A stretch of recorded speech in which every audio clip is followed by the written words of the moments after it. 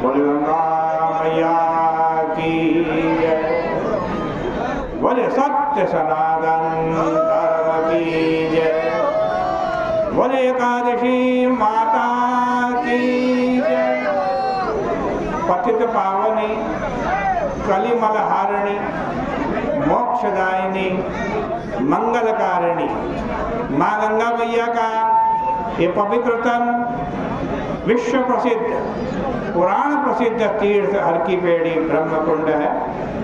माघ का महीना है, कृष्ण पक्ष है, आज एकादशी का पावन दिन है। दालव्य नाम के ऋषि कह रहे हैं कि मर्त्य लोके तु संप्राप्ता पापम कुर्वन्ति जन्तवः ब्रह्म हत्यादि पापैश्च यन्यैश्च विविधैर्युता परद्रव्यापहर्तार परव्यसन मोहिता कथं नो यान्ति नरकान् ब्रह्मस्तद् ब्रूहि तत्त्वतः। दालव्य नाम के ऋषि पुलस्त नाम के ऋषि से प्रश्न कर रहे हैं, पूछ रहे हैं ये ऋषिवर, मनुष्य लोक में आकर लोग नाना प्रकार के पाप करते हैं। कोई ब्रह्म हत्या करता है, कोई दूसरे के धन को चुराता है, कोई दूसरे को पीड़ा देता है, कष्ट देता है, और ऐसा पाप करने से मनुष्य नरक में जाता है। हे ब्राह्मण, ऐसा उपाय कोई उपाय बतलाए कि थोड़ा सा पुण्य, थोड़ा सा अल्प दान करने से इनके ये सब पाप नष्ट हो जाए, कट जाए। पुलस्त ऋषि कह रहे हैं, हे महाभाग, तुमने बहुत सुंदर प्रश्न किया है जिसको ब्रह्मा, विष्णु और इंद्रादि देवता ने किसी ने भी नहीं कहा। तुम्हारे पूछने पर गुप्त से भी गुप्त बात तुमसे कहूँगा। माघ के आरंभ में ही शुद्धता से स्नान करके इंद्रियों को वश में कर काम, क्रोध, अभिमान, ईर्ष्या, लोभ और चुगली, इनसे अपने मन को हटा दे और जल हाथ में, जल से हाथ पैर धो करके भगवान का स्मरण करें। भगवान के स्मरण में बड़ी शक्ति है। गीता जी कहती हैं, हरि स्मृति सर्व विपद विमोक्षणम। यदि कोई आपत्ति आए, कोई दुख आए, कोई कष्ट आए और कहीं सहारा नहीं मिल रहा, एकांत में बैठ जाओ और भगवान का स्मरण करो। भगवान का स्मरण करोगे तो सभी विपत्तियों से भगवान बचा देंगे। आज कहते हैं फिर क्या करें, गोबर लेकर के जो पृथ्वी पर न गिरा हुआ हो ऐसा गोबर ले, उसमें तिल मिला लें, उसमें कपास मिला लें, उसके पिंड बना लें। और कहते हैं 108 पिंड बनावे।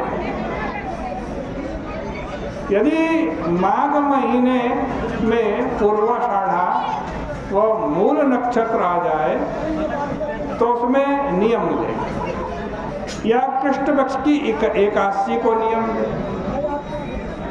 उसका पुण्य फल देने वाला विधान मैं तुम्हें बतलाता हूँ, सुनो।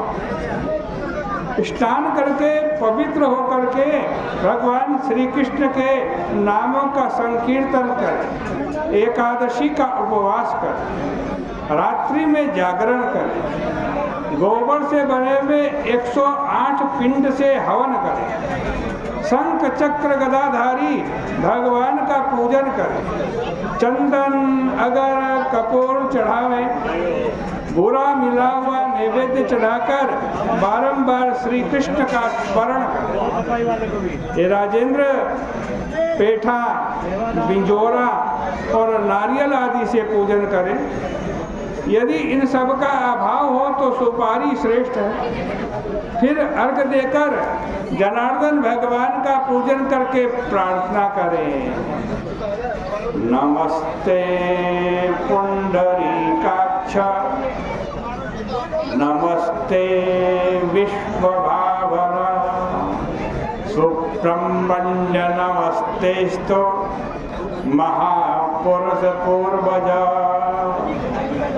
हे कृष्ण, हे कृष्ण,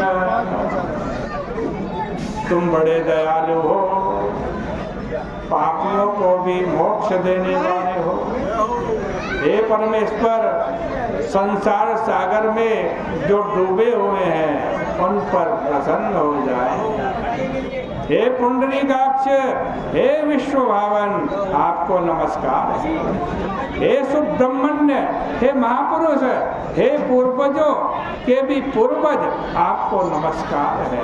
हे जगतपते, मेरे दिए गए अर्घ को लक्ष्मी जी के साथ आप स्वीकार करें। फिर छत्र, उपान हमारे जूता और वस्त्र ब्राह्मण को देकर पूजन करें और जल से भरा हुआ कलश भी दान करें और कहें कि कृष्ण भगवान मेरे ऊपर प्रसन्न हो जाइए। हे द्विजोत्तम, आज कहते हैं काली गाय काले तिल पात्र में रखकर आज अपनी शक्ति के अनुसार ब्राह्मणों को देना चाहिए। हे मुने, स्नान और भोजन में सफेद और काले तिल उत्तम है, इसलिए यथाशक्ति ब्राह्मण को भी देने चाहिए। खेत में तिल बोने से जितनी संख्या में तिल पैदा होते हैं उतने हजार वर्ष तक मनुष्य स्वर्ग में निवास करता है। तिल में स्नान करें। देखो 60 तिला एकादशी है ना, तो 6 प्रकार का उपयोग इसमें बताया है तिल का। आज के दिन 6 प्रकार से तिल का उपयोग करें। क्या है? तिल से स्नान करें, तिल का उबटन लगा, तिल से हवन करें, तिल से तर्पण करें और तिल से ही भोजन करें और तिल का ही दान करें। ये 6 प्रकार की विधि से पाप नष्ट हो जाते हैं आज के दिन। इसी से इस एकादशी का नाम षटतिला एकादशी है। नारद जी बोले